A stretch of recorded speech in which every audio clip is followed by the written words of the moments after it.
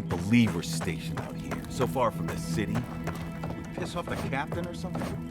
Oh, you're acting like you got sent to Shatterstar from Galloway's tusks. Hail, friend. Always nice to see a fellow traveler out here. Where are you headed?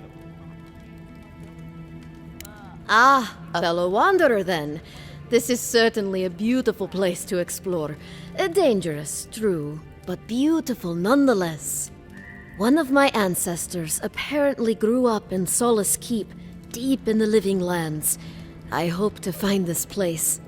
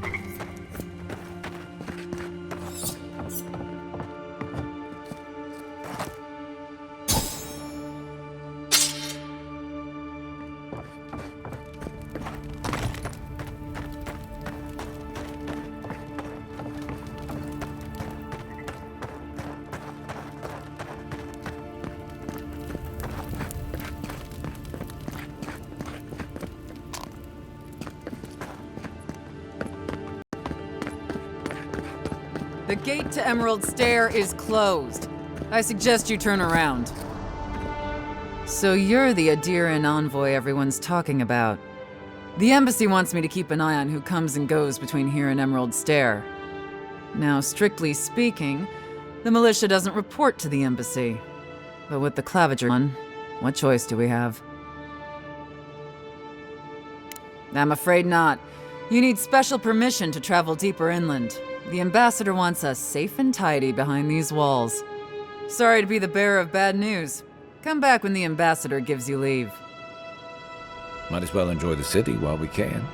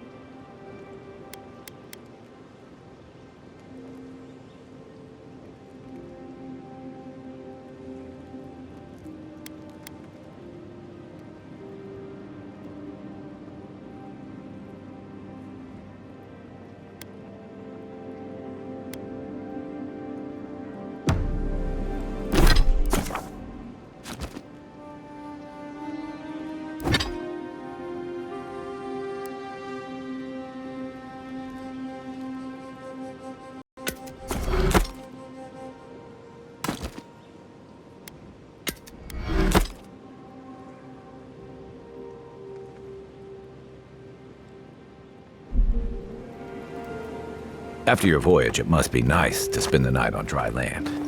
Personally, I've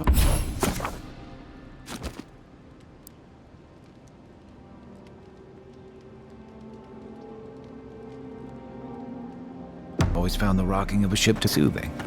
As long as I've got my feet facing the bow, that is. You know, for most people, getting sent to the Living Lands is a punishment. But, according to Steenrick, you're the personal envoy of the Emperor of Adir himself. Quite a position. You must have gone through one of Adir's famous academies. I can't imagine you had time for much other than your studies, so tell me, is this your first time getting dirt under your fingernails?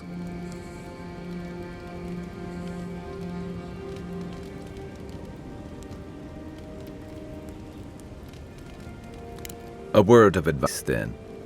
Practical application in the Living Lands usually involves a dagger, or bow, or baking mold, if that's all you have on hand. Don't ask. What I really want to know, since hard questions are your specialty, is why the Emperor would send his best scholar all the way to the Living Lands.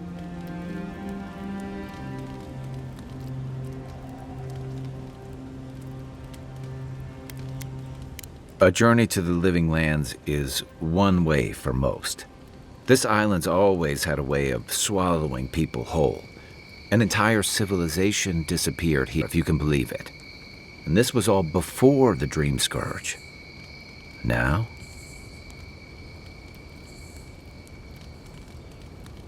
Refugees are flooding in from outlying regions. The guards are restricting access to the city. And people are making offerings to the gods for everything from hangovers to indigestion, just in case.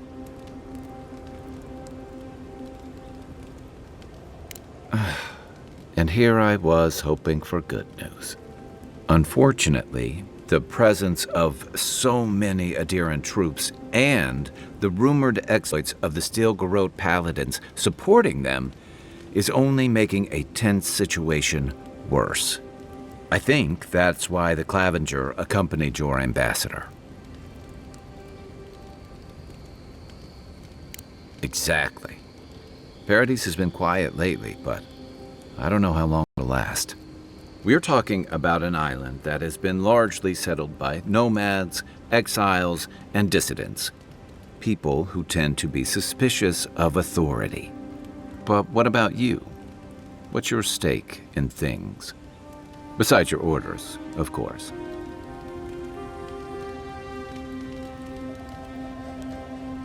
Someone once told me you need more than a little crazy to last out here.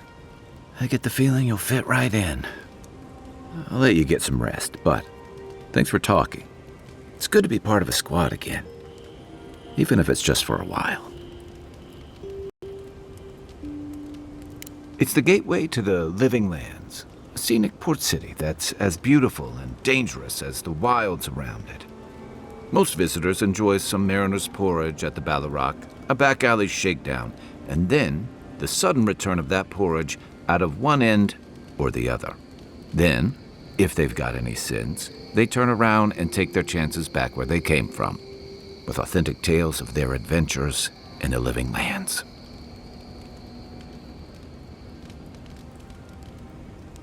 Don't get me wrong, it's a great city. In part because it's great at winnowing out people who have no business being here. The Living Lands means a hard-won second chance for the people who settle here. But first, you've got to survive it. And the island gives no quarter.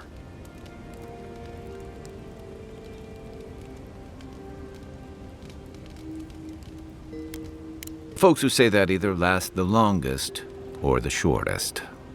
For a lot of people, the Living Lands is a last resort. They come fleeing war, debt, famine, the law. Take your pick. For others, it's freedom. To seek glory, to redefine yourself, to live in a way you can't, maybe even on pain of death wherever you come from. It was, for some. Not always the types you'd want as your neighbors. Used to be. If you could last out here, you could count on being left alone.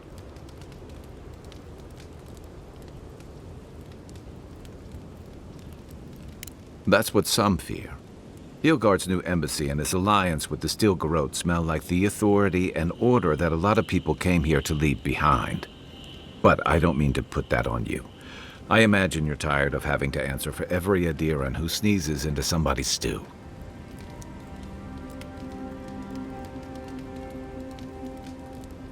They say people afflicted with it have strange, vivid dreams and start confusing them with reality. What starts as a light daze becomes severe disorientation and eventually a bent towards chaotic violence. And then, fungal growths take over your body. So Dream Scourge.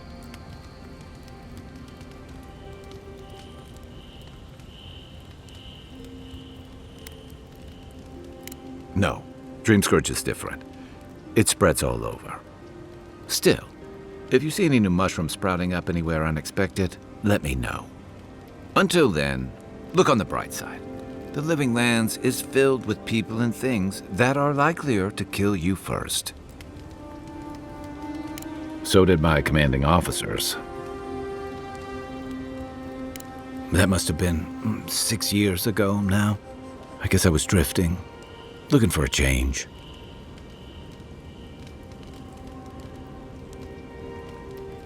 A settlement called Thirdborn. It's a rugged little place, lots of Rawatayan expatriates.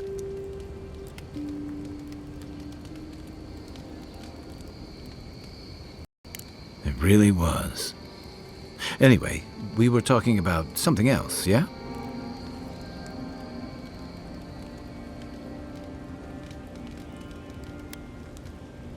What gave it away? My finely pointed teeth, or the striking blue of my scales?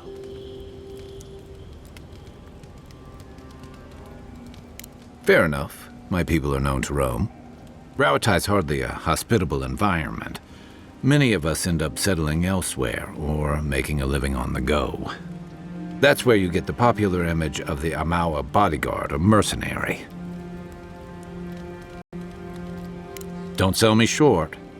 I've also been a drifter, a middling carpenter, and a terrible card player. We should play sometime. I'll show you.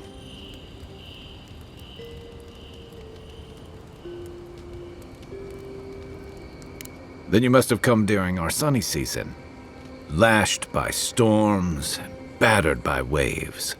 We call it the rough country, and old trenchers say it's made us who we are. We do a lot of digging for irrigation, drainage, warfare, the occasional village tournament.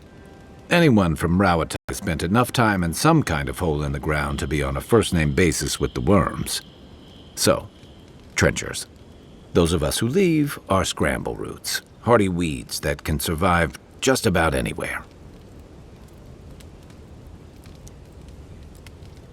You'd fit right in with the Ranganui's inner circle. It's true that the same things that make Rawatai a difficult place to live have shaped our people and our kingdom. Our coral masons have built living harbors and fortifications along the coast to protect our ships and shelter our cities. For all our shortage of fertile soil, Rawatai's land is abundant in saltpeter, copper, iron, most of the other materials you need to outfit your military with weapons and cannons. We value struggling and striving together. It helped us survive and build one of the most powerful navies in Aora. You're not wrong. Oh, my countrymen would point out that we had to expand to find fertile land to feed our people. And the scattered kingdoms we've absorbed in the process have joined one of the most advanced nations in the world.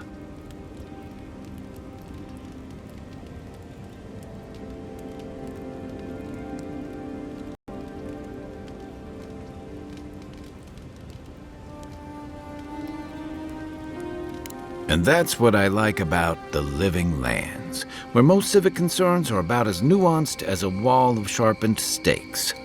Until recently, anyway. I joined up with the Rawatai Navy as soon as I was old enough. I was part of our campaign to establish a foothold in the Deadfire Archipelago. Starting out, it was exciting, purposeful. I believed in our mission.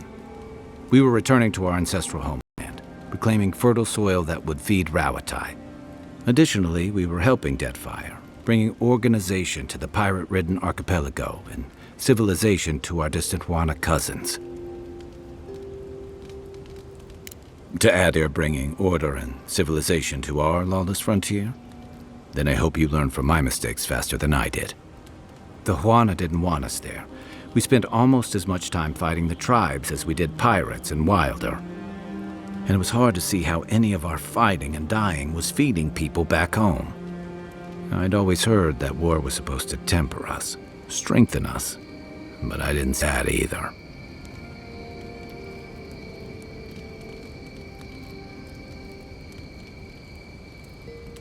I deserted, and I bounced between different mercenary companies for almost 10 years.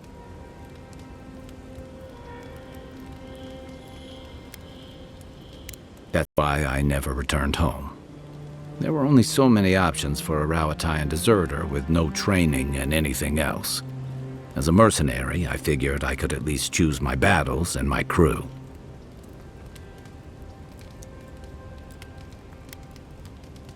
You figured it out faster than I did. It was more of the same. The only comfort was being part of a squad. By the time I came to the Living Lands, I'd seen enough, had enough.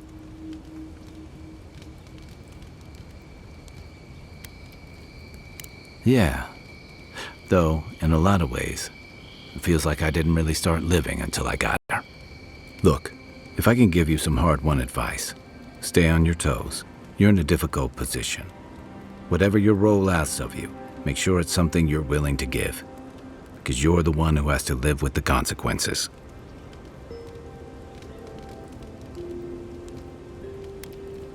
I figured. You know where to find me.